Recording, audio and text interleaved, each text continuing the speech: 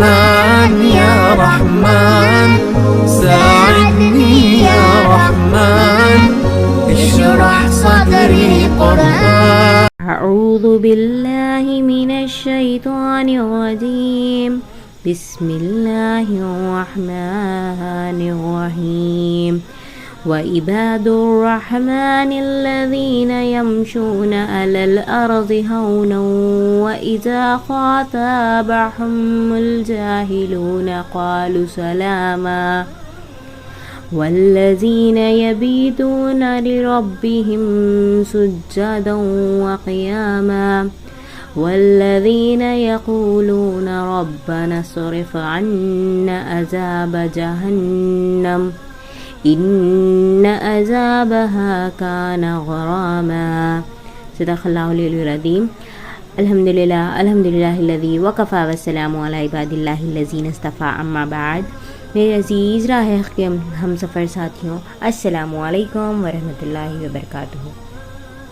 عزیز بہنوں، انشاءاللہ آج ہم رحمان کے بندوں کی خصوصیات کو جاننے کی کوشش کریں گے. ابھی میں نے جن آیتوں کی تلاوت کی تھی یہ سورہ فرقان کی آیت نمبر 63 to 76 تھی.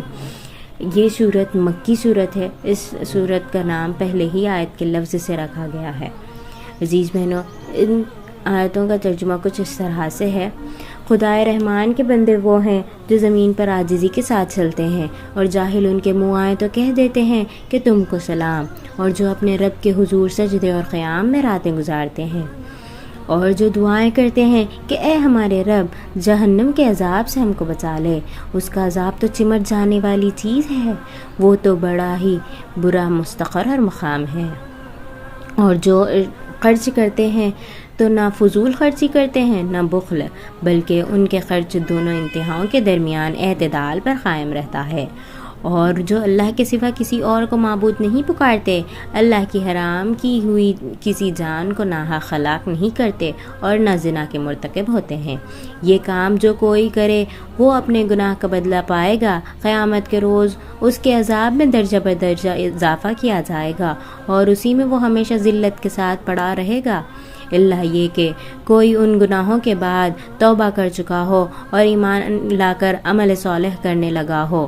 ایسے لوگوں کی برائیوں کو اللہ بھلائیوں سے بدل دے گا اور وہ بڑا غفور الرحیم ہے. جو شخص توبہ کر کے نیک عمل اختیار کرتا ہے وہ تو اللہ کی طرف پلٹ آتا ہے جیسا کہ پلٹنے کا حق ہے. اور رحمان کے بندے وہ ہیں جو کسی باطل میں شریک نہیں ہوتے اور کسی لغوی چیز پر ان کا گزر ہو جائے تو وقار کے ساتھ گزر جاتے ہیں، اور جنہیں اگر ان کے رب کی آیات سنا کر نصیحت کی جاتی ہے تو وہ ان پر اندھے اور بہرے ہو کر نہیں گزرتے. اور جو دعائیں مانگا کرتے ہیں کہ اے ہمارے رب ہمیں اپنی بیویوں اور اپنی اولادوں سے آنکھوں کی ٹھنڈک دے اور ہم کو پرہیزگاروں کا امام بنا. عزیز بہنوں، ان آیات میں رحمان کے بندوں کی خصوصیات 12 بتائی گئی ہیں. انشاءاللہ ان صفات کو ہم مختصراً بالکل شارٹلی جاننے کی کوشش کریں گے. پہلی صفت جو بتائی گئی ہے وہ ہے زمین پر عاجزی کے ساتھ چلنا. یعنی کہ عزیز بہنوں، سورہ بنی اسرائیل میں فخر کے ساتھ چلنے والے، اکڑ کے ساتھ چلنے والوں کے بارے میں بتایا گیا تھا. یہاں پر بالکل ہی یہ کفار کی ایک صفت بتائی گئی تھی. یہاں پر بالکل ہی اپوزٹ بتایا جا رہا کہ رحمان کے بندے وہ ہوتے ہیں جو عاجزی کے ساتھ نرم چال چلتے ہیں. نہ صرف ان کے کیریکٹر ایسے ہوتے ہیں، ان کی چال نرم ہوتی ہے، بلکہ ان کا کیریکٹر بھی بالکل ہی نرمی کے ساتھ وہ چلتے ہیں. اور دوسری صفت جو یہاں پر بتائی گئی ہے وہ یہ ہے کہ جاہلوں کے مقابلے میں بردباری. یعنی کہ یہ وہ لوگ ہوتے ہیں کہ جو دنیا کے لوگ جب ان دنیا کے لوگوں کے ساتھ جب وہ بھلائی کرتے ہیں تو ان کو جب بدلے میں بھلائی نہیں ملتی پھر بھی وہ ان کے ساتھ وہی رویہ اختیار کرتے ہیں، اور ان کے ساتھ جو جہالت ہوتی ہے، جو گالی گلوچ ہوتا ہے، اس کا بدلہ وہ بالکل سلام سے ہی دیا کرتے ہیں. اور تیسری یہاں پر جو صفت بتائی گئی ہے وہ یہ ہے کہ شب کی تنہائی میں رب کی عبادت کرتے ہیں. یعنی کہ پہلے تو جیسے ان مومنوں کی دن کی زندگی کیسی ہونی چاہیے یہ بتا دیا گیا تھا. اب یہاں پر آخر رات کی زندگی کیسی ہونی چاہیے اس بارے میں بتایا جا رہا کہ رحمان کے بندے وہ ہوتے ہیں جو راتوں کو تنہائی میں دنیا سے کٹ کر اللہ تعالیٰ کی عبادت اور سجدوں میں لگے رہتے ہیں. اور چوتھی صفت یہاں پر یہ بتائی جا رہی ہے کہ فکر آخرت. یہ جو رحمان کے بندے ہوتے ہیں وہ جس طرح سے قیام اللیل کرتے ہیں، راتوں کو کھڑے ہو کر نماز پڑھتے ہیں، ان لوگوں کے بارے میں یہ بتایا جا رہا کہ یہ لوگ اس لیے نماز نہیں پڑھتے کہ ان کو نیکیوں کی تڑپ ہے، بلکہ وہ لوگ اس لیے نماز پڑھتے ہیں اور اس لیے دعا کرتے ہیں کہ یا اللہ ہمیں جہنم کے عذاب سے بچا، اس دن ذلت کے عذاب سے بچا. اس وجہ سے وہ قیام کرتے ہیں.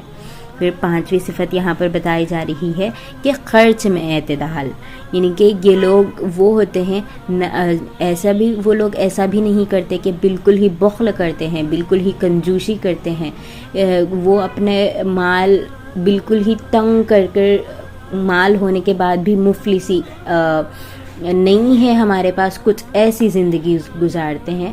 اور نہ ہی وہ ایسا کرتے ہیں کہ فضول خرچی کرتے ہیں، اپنا ہاتھ ڈھیلا چھوڑ کر بہت ہی زیادہ ضرورت سے زیادہ خرچ کرنے پہ لگ جاتے ہیں. ان کا خرچ بالکل ہی اعتدال یعنی کہ بیلنس والا ہوتا ہے، نہ ہی وہ زیادہ خرچ کرتے ہیں اور نہ ہی بالکل ہی تنگی کے ساتھ، بالکل ہی کنجوسی کے ساتھ کرتے ہیں، بلکہ بتایا جا رہا. پھر سکستھ صفت یہ بتائی جا رہی ہے کہ شرک سے بچتے ہیں یہ لوگ، اللہ کو چھوڑ کر کسی دوسرے کی عبادت نہیں کرتے، کسی دوسرے کو نہیں پکارتے. اور سیونتھ صفت یہ بتائی جا رہی کہ حرمت جان، یعنی کہ اللہ تعالیٰ کی مخلوق جن کو ناحق قتل نہیں کرتے وہ لوگ. اور آٹھویں ایٹھ صفت یہ بتائی جا رہی ہے کہ وہ زنا سے پرہیز کرتے ہیں. یہ تین ایسے بدترین گناہ ہیں جس کا قیامت کے دن بہت ہی زیادہ سخت عذاب دیا جائے گا. اور یہ بھی بتایا جا رہا ہے کہ جو لوگ اگر یہ گناہوں میں مبتلا بھی ہو چکے ہیں لیکن اس کے علاوہ جب انہیں ریئلائز ہو گیا، جب وہ سمجھ چکے اور اللہ سے توبہ کر لیا ان گناہوں کی، تو اللہ تعالیٰ ان کی برائیوں کو بھلائیوں سے بدل کر اللہ تعالیٰ ان کو جو ایمان لائے اور عمل صالح کرنے لگے ہیں ان لوگوں کو اللہ تعالیٰ معاف کرنے والا ہے، بلکہ بتایا جا رہا اللہ تعالیٰ بہت ہی بڑا غفور الرحیم بھی ہے. پھر 9th صفت یہاں پر یہ بتائی جا رہی ہے کہ جھوٹے اور باطل کام میں شریک نہیں ہوتے. عزیز بہنوں، جیسا کہ اس دنیا میں یہ دنیا ہی حق اور باطل پر قائم ہے، یعنی کہ سچائی اور جھوٹ اس پر قائم ہے.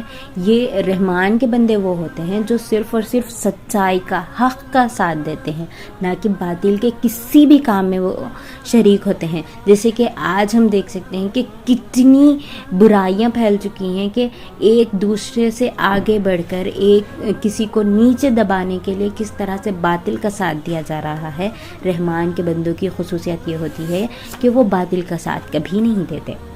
10th صفت یہاں پر یہ بتائی جا رہی ہے کہ لغوی چیزوں سے دور ہوتے ہیں، جو آنکھوں کو دیکھنے کے لیے بہت ہی زیادہ اچھی ہوتی ہیں، انسان کو ایک سیٹسفیکشن دیتی ہیں، ایک مزہ جس کو کہتے ہیں ہم، یہ چیزوں سے رحمان کے بندے بچے ہوئے ہوتے ہیں. اگر کوئی اس دنیا میں تو بہت سارے لوگ ایسے ہیں جو ان لغوی چیزوں میں مبتلا ہو جاتے ہیں، جو لوگوں کو فن دیتی ہیں، دنیا کی آرام و آسائش کی چیزیں ہوتی ہیں. یہ جو لوگ ان میں مبتلا ہوتے ہیں ان کو بھی بچانے کی، ان کو بھی بتانے کی یہ کوشش کرتے ہیں کہ یہ چیزوں سے ہمیں دور رہنا چاہیے.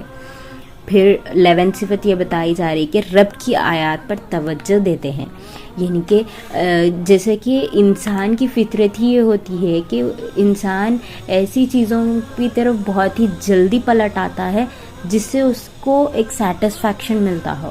تو جب یہ لغوی چیزوں پر جب وہ ایک اٹریکٹ ہو جاتا ہے تو اللہ تعالیٰ کی آیات جب ان کو سنائی جاتی ہیں تو وہ اندھے اور بہرے بن کر نہیں رہتے، بلکہ اس سے ایک سیکھ لیتے ہیں، ان سے ایک لیسن لیتے ہیں، ایک ان کے لیے ریمائنڈر کے طور پر یہ آیات ہوتی ہیں جس سے وہ پھر سے ان لغوی چیزوں سے بچنے کے لیے تیار ہو جاتے ہیں. آخری صفت یہاں پر یہ بتائی جا رہی ہے کہ اہل خانہ کی آخرت کی فکر، اہل خانہ یعنی کہ اپنے بیوی بچے اپنے گھر والے، ان کی تربیت کے لیے ان کی آخرت کی فکر میں لگے ہوئے ہوتے ہیں۔ عزیز بہنوں، جو دنیا پرست لوگ ہوتے ہیں ان کا خیال یہ ہوتا ہے کہ ہمارے بعد ہمارے بچوں کی زندگی کیسی ہوگی دنیا میں، لیکن یہ جو اللہ کے خدا ترست بندے ہوتے ہیں، جو رحمان کے بندے ہوتے ہیں، ان لوگوں کی سوچ یہ ہوتی ہے کہ ہماری اولاد، میری اولاد مرنے کے بعد ان کا کیا حال ہوگا، ان کی آخرت کیسی ہوگی، اس پر وہ لوگ توجہ کرتے ہیں، اپنی اولاد کو، اپنے گھر والوں کو، ہر کسی کو فکر آخرت کی طرف توجہ دلاتے ہیں، ان کی تربیت پر، ان کی اخلاق پر، ہر چیز پر وہ ان کی تربیت کرنے پر بہت ہی زیادہ توجہ دیتے ہیں۔ آخر میں اللہ تعالیٰ سے دعا ہے کہ اللہ تعالیٰ ہم سب کو ان رحمان کے بندوں کی خصوصیات ہمارے اندر لانے والے بنائیں، کہنے سننے میں کچھ کوتاہیاں ہوئی ہوں تو انہیں معاف عطا فرمائیں۔ وما علینا الا البلاغ۔ یا رحمان